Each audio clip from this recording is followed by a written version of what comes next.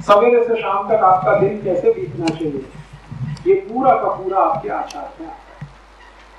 दिनचर्या, दिन को कैसे बिताना, ऋतुचर्या, ऋतु माने जो मौसम बदलते हैं उसमें आपका आचरण कैसा होना चाहिए।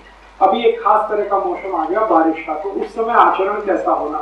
बहुत ठंडी का मौसम आ गया तो आचरण कैसा होना, और बहुत गर्मी का मौसम आ गया तो आचरण कैसा होना। तो ऋतु के आधार पर सबसे मुख्य आधार है ऋतु, तो ऋतुचर्या उसको कहा गया। और दिन सवेरे से शाम तक, तो सवेरे से शाम तक और ऋतु के आधार पर अगर आप अपना जीवन चलाना शुरू करें तो आप भारतीयता में वापस आ जाएंगे।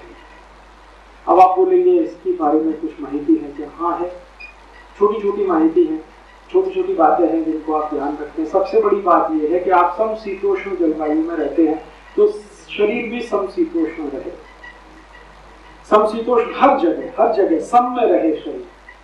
आयुर्वेद में भी ये कहते हैं कि वात पित्त कफ तीनों सम में रहे, भारतीय लोगों के लिए ये अत्यंत आवश्यक है। तो शरीर की कोई भी अवस्था सम से ना जाए, माने ज्यादा सोए नहीं एक, क्योंकि सम टूटेगा, ज्यादा जगह भी नहीं उसमें भी सम टूटेगा।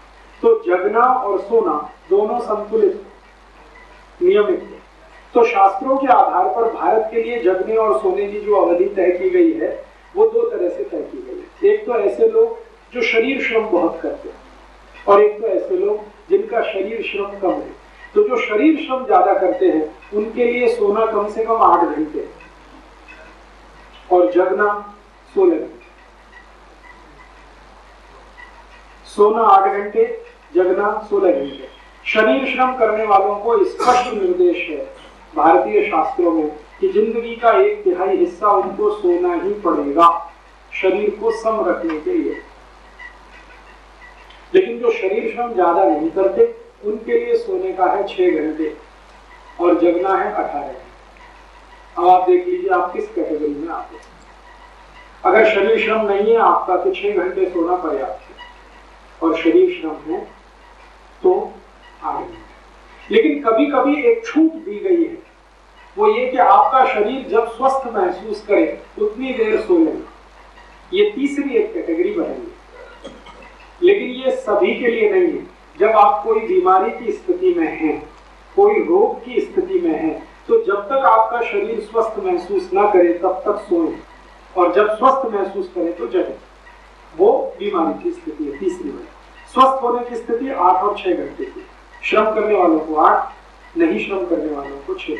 और बीमारी की स्थिति में जब तक आप सोएं और महसूस करें स्वस्थ वहां तक, तो 10 घंटे भी हो सकता है, 12 घंटे भी हो सकता है।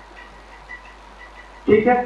हमारे भारतीय शास्त्रों में एक स्पेशल कैटेगरी है, अलग से लिखा गया है बच्चों के लिए। बच्चे होते हैं 1 साल की उम्र तक के बच्चों को 18 घंटे सोना, 3 साल तक की उम्र वालों को 16 घंटे, 5 साल तक की उम्र वालों को 14 घंटे, और उससे आगे 7-8 साल के हो जाएं तो 12 घंटे, फिर 10 साल के हो जाएं तो 8 से 10 घंटे। जैसे ही वो 12 साल क्रॉस करें तो 8 घंटे। जो शरीर श्रम वाले हैं उसी कैटेगरी में आ जाए। और 15 साल की उम्र का लड़का या लड़की माना जाता है कि वो मनुष्य होने की स्थिति में है, तो फिर वही श्रम वाला अगर मानसिक श्रम करता है तो 6 घंटे, शरीर श्रम करता है तो 8 घंटे। तो आप इस फॉर्मूले को अपने जीवन में हमेशा ध्यान। ठीक है, तो सोना जगना हुआ। अब इसमें थोड़ा आगे आचार, सोना जगना। अब अगर आपने सोना जगना फिक्स किया है तो टाइम फिक्स करना। अगर आपकी 8 घंटे की नींद आपको पूरी करनी है तो रात को कितने बजे सोना आपके लिए फिक्स करना पड़ेगा। 8 घंटे की नींद चाहते हैं तो रात में कम से कम आपको 8 बजे 9 बजे तक तो सो ही जाना पड़ेगा, तभी 8 घंटे की नींद हो सकती है। तो इसका माने ज्यादा देर रात्रि जागरण भारतीय संस्कृति के प्रतिकूल है, तो ज्यादा रात्रि जागरण ना करें। लेकिन समय विशेष पर कोई ऐसी परिस्थिति है जिसमें आपको जागरण करना ही पड़े तो वो साल में 2-4 दिन से ज्यादा नहीं होना चाहिए। अभी जैसे समय विशेष कोई आया, आपके घर में कोई पूजा हो रही है, महाभारत का पाठ या मान लीजिए रामचरितमानस का अखंड पाठ हो रहा है तो 24 घंटे पूरा होता है, तो उसमें एक विशेष परिस्थिति है। तो साल में 1 दिन आप ऐसा, 2 दिन, ज्यादा से ज्यादा 5-6 दिन, हफ्ते भर का पीरियड है जो आप इसके लिए निकाल सकते हैं।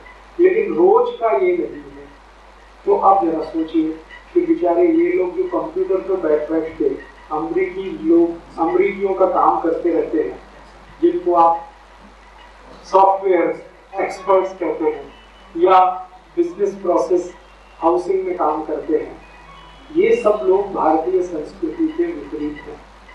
रात को सोते हैं, रात को जगते हैं, दिन को सोते हैं, और इसी का दुष्परिणाम है 35-40 की उम्र तक आते आते किसी को दमा, किसी को अस्थमा, किसी को हार्ट अटैक, किसी को डायबिटीज, किसी को नपुंसकता, ये सबसे ज्यादा बढ़ गई।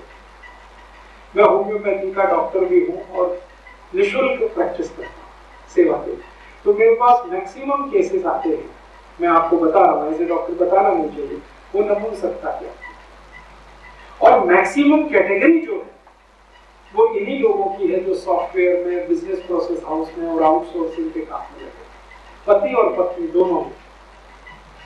पत्नी 35 साल की है, पति 40 साल का है, 10 साल शादी हो गई, बच्चे नहीं हो रहे, और वो कहते हैं जी राजीव भाई, वो धीमे से बोलते हैं कोई ऐसी दवा बताओ कि अपनी पत्नी को संतुष्ट कर सके। तो मैं उनको मजाक करता हूँ कि यार तुमने पुराने राजा महाराजाओं की कहानियां नहीं पढ़ी? कहते क्या कहानी? मैंने कहा एक एक राजा के पास 100 रानी होती थी, कैसे संतुष्ट करता था, तुम एक को नहीं करता। तभी वो परेशान हुआ। तो सोचो तो सही कि एक राजा के पास 100 रानी, तो संतुष्ट तो करता होगा, नहीं तो भाग जाएंगी कि नहीं, कैसे रहेंगी उसके पास, और तुम एक को नहीं संतुष्ट कर पा रहे, तो तुम्हारे जीवन शैली में और राजा के जीवन शैली में क्या अंतर आया, जरा देखो। तब उनको रियलाइज, ये नपुंसकता सबसे बड़े पैमाने पर फैल रही है इस क्लास में जो सॉफ्टवेयर में काम कर रहे हैं या बिजनेस प्रोसेस हाउस में काम कर रहे हैं। मुझे ये कहते हुए बहुत डर लगता है कि इस पूरे क्लास में 70% नपुंसक, स्त्री और पुरुष को 70%, इसलिए उनके यहाँ बच्चे ज्यादा नहीं हुए। आपको ऐसा लगता है कि वो बच्चे करना नहीं चाहते, हो ही नहीं रहे, करना नहीं चाहते, वो बात अलग, हो ही नहीं रहे, क्योंकि जीवन शैली का ये जो बिल्कुल उल्टा हो गया, रात को जगना, सुबह को सोना, यहां तो बहुत तकलीफ है। तो भारतीयता में अगर रात को आप सोते नहीं और दिन में आपको सोना 4 से 5 के बीच हो, कोशिश करिए अगर इसको फॉलो करें। इसको फॉलो करने में जो सबसे बड़ी रुकावट आपके घर में है, अगर आप उस पर विजय पा लें तो ये आसान है। टेलीविजन, अगर टीवी का कनेक्शन काट सकें, या तो कंट्रोल आपका इतना हो कि हम जब चाहेंगे तभी स्विच ऑन होगा, नहीं तो कोई बात ही नहीं है, तो आप इस पर काबू कर सकते, और आपके बच्चे भी आपको देखकर करें। टीवी रखिए लेकिन कंट्रोल रखिए रिमोट पर, और अगर कंट्रोल नहीं है तो कनेक्शन काटिए, उसमें कुछ दुविधा मत पाइएगा कि कनेक्शन काटेंगे तो दुनिया से पिछड़ जाएंगे, ऐसी उसमें कोई बात नहीं आ रही है कि आप दुनिया से आगे निकल जाए। उसको देखिए जो पिछड़ने की कल्पना आप करें, कोई जानकारी ऐसी नहीं आ रही है जो आपको दुनिया से आगे निकालती हो, तो पिछड़ने का डर क्यों?